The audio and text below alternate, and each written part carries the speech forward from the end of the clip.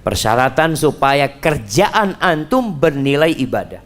Yang pertama harus ada niatnya. Kita semua hafal tuh hadis, innamal a'malu binniyat wa innamal likulli imri'in ma nawa.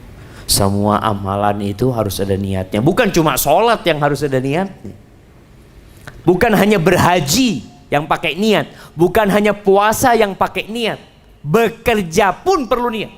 Antum keluar dari rumah antum tuh mau ngapain antum? Mau kerja. Buat apa bekerja? Nih niat.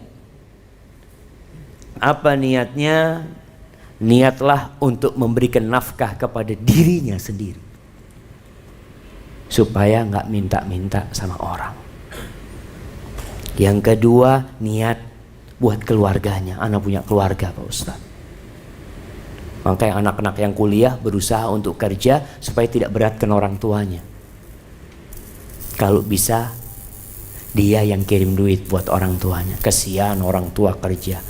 Sampai antum besar, antum masih minta sama orang tua. Niat kerja buat dirinya, buat keluarganya, buat kedua orang tuanya, buat anak-anaknya, dan buat berinfak di jalan Allah Azza wa Jalla. Ketika itu kerjaan antum jadi ibadah. Bahkan antum bekerja bisa bernilai jihad fi sabilillah. Antum kerja di ruangan AC dapat fulus, nilainya jihad fi sabilillah. Mau nggak jemaah? Masya Allah. Ka'ab ibn Ujrah radhiyallahu anhu, sahabat Nabi. Dia bercerita, marra 'ala Nabi sallallahu alaihi wasallam rajulun. Pernah suatu hari ada seorang lelaki yang lewat di sisi Rasulullah sallallahu alaihi wasallam. Fara'a ashabu Rasulillah sallallahu alaihi wasallam min jaladihi wa nasyatihi. Para sahabat ngelihat orang ini, mereka heran. Heran dengan apa? Masya Allah, dengan semangatnya, dengan kesungguhannya bekerja. Lalu apa kata para sahabat? Ya Rasulullah, lau kana hadza fi sabilillah.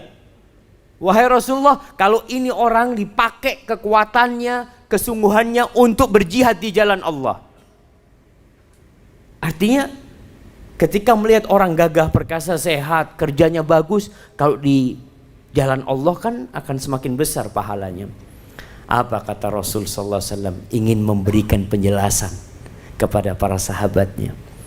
In kana kharaja yas'a ala waladihi sigharan fahuwa fi sabilillah. Kalau dia ini berusaha bekerja untuk memberikan makan kepada anak-anaknya yang kecil, maka dia fi sabilillah.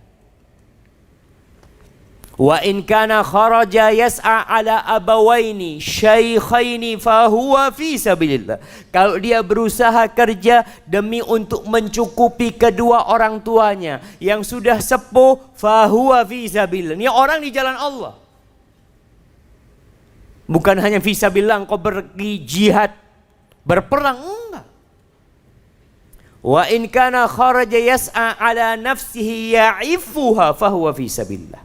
Kalau dia berusaha kerja demi menjaga kehormatan dirinya supaya tidak jadi beban buat orang lain, fahuwa fisabilillah. Dia pun di jalan Allah Azza wa Jalla. Wa in kana kharaja riya'an wa mufakharatan fahuwa fi sabilis syaitan. Tapi kalau dia bekerja dalam rangka riya, ingin dipuji orang, mufakharah, ini berbangga-banggaan, ada orang yang bekerja untuk itu, maka dia di jalan syaitan. Hadis ini riwayat Tabrani dan disahihkan oleh Syekh Albani rahimahullahu ta'ala. Jadi antum harus punya niat ketika bekerja. Ngapain antum bekerja? Niatnya kepingin beli sepeda motor. Kenapa? Karena sohibnya baru beli motor lebih bagus dari motor dia. Jamaah rahimakumullah. Ketika masyarakat bekerja, biasanya pencurian itu akan berkurang. kriminalitas itu akan mengecil karena semuanya bekerja. Sampai cerita teman-teman di Jawa Tengah, di Jepara, itu daerah sana Ustaz hampir nggak ada pencuri. Orang itu motornya bagus-bagus, bannya aman Ustaz. Karena semua masyarakat bekerja, mereka dapat duit. Di sini seorang muslim ketika bekerja, dia supaya nggak ngambil barangnya orang. Niatnya itu untuk menjaga kehormatan dirinya, itu terhitung di jalan Allah Azza wa Jalla. Maka niatkan untuk itu.